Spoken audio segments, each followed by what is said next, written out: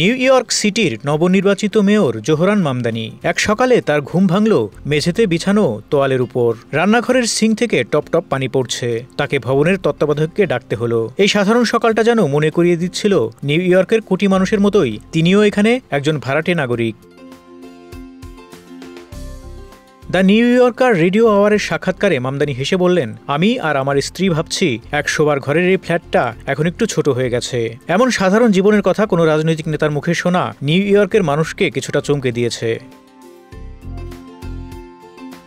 কারণ এখন তার জন্য অপেক্ষা করছে এক নতুন ঠিকানা, গ্রেসি ম্যানশন। 226 বছরের পুরনো 11,000 বর্গফুট আয়তনের রাজপ্রাসাদ, ঝকঝকে আয়না, ঝাড়বাতির আলোয় মোড়া ডাইনিং রুম, মেহগনি কাঠের দরজা আর বাইরের বাগানে আপেল ও ডুমুর গাছের সারি। এক কক্ষের ভাড়া ফ্ল্যাট থেকে এই রাজপ্রাসাদে যাওয়া এক কথায় রূপকথার মতোই। 2014 সালে সাবেক মেয়র বিল ডি ব্লাসিওর ছেলে দান্তে ডি ব্লাসিও এই গ্রেসি ম্যানশনে থাকার অভিজ্ঞতা নিয়ে বলেছিলেন, আমি নিজেকে তখন যুক্তরাষ্ট্রের সবচেয়ে ভাগ্যবান ছেলে মনে করতাম। কিন্তু তার মুখে আবার শোনা যায় এই বাড়িতে থাকা মানে কিছুটা বিচ্ছিন্নতা। নিউ ইয়র্কের বাস্তব জীবন থেকে আপনি ধীরে ধীরে দূরে সরে যান। মামদানির কুইন্সের ফ্ল্যাট ছিল মাত্র 800 বর্গফুটের। 1929 সালে নির্মিত এই হালকা ইটের ভবনে একটা ছোট লিফটটি যেন বিলাসিতা।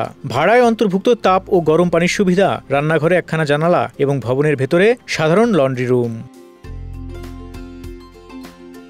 অন্যদিকে গ্রেসি ম্যানশন একটা আলাদা পৃথিবী, যেখানে পূর্ণকালীন রাঁধুনি, বিশাল বলরুম, নাচঘর, বসার ঘর আর আলোকিত ডাইনিং রুমে দেয়ালে ঝুলছে প্যারিসের বাগানের ওয়ালপেপার। যখন সাংবাদিকরা জানতে চাইলেন তিনি কি প্রাসাদে উঠবেন, মামদানির সরল উত্তর, আমি এখনো জানি না কোথায় থাকব, তবে জানি কোথায় কাজ করব, সিটি হলে। একটু পরেই হাসতে হাসতে বললেন, গত রাতে আমার সুপার একটা টেক্সট দিয়েছে। গ্রেসি ম্যানশনই তো বেশিরভাগ মেয়রের শেষ ঠিকানা হয়। অ্যাস্টোরিয়া মামদানির এলাকা, অভিবাসীদের গন্ধ, গ্রিস, মিশর, মরক্কোর খাবারের স্বাদ আর হাসি খুশি মানুষে ভরা এক প্রাণের শহর। এর বিপরীতে আবার ইস্ট সাইড, নিউ ইয়র্কের ধনী ও অভিজাতদের এলাকা, যেখানে সকাল শুরু হয় চুপচাপ আর বিকেল ডোবে নিঃশব্দ বিলাসে। দুদিকেই নিউ ইয়র্ক, কিন্তু দুই জীবন, দুই পৃথিবী। গ্রেসি ম্যানশনের আসল সুবিধা এর নিরাপত্তা ব্যবস্থা, উঁচু দেয়াল, ক্যামেরা আর বাইরে অবস্থান করা পুলিশের টহল দল। তাই সাবেক মেয়র ডি ব্লাসিও অবশেষে এই বাড়িতেই উঠেছিলেন। তার পরামর্শ মামদানিও যেন তাই করেন। তবে বর্তমান মেয়র এরিক অ্যাডামস হাসতে হাসতে বলেন, ওখানে ভূত আছে বন্ধুরা। এদিকে সাবেক মেয়র ব্লুমবার্গ সম্পূর্ণ বিপরীত সিদ্ধান্ত নিয়েছিলেন। গ্রেসি ম্যানশন ছেড়ে তিনি কাছাকাছি টাউন হাউসে থেকেছেন।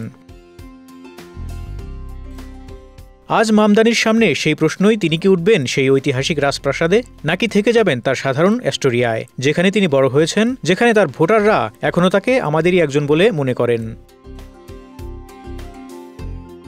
এক কক্ষের ফ্ল্যাট থেকে রাজপ্রাসাদে এ এক প্রতীকী যাত্রা, যেখানে রাজনীতি, বাস্তবতা আর মানবতা মিশে যায়। কারণ আসলে ঘর নয়, মানুষই ঠিকানাকে অর্থবহ করে তোলে। Desk report, Dhaka express.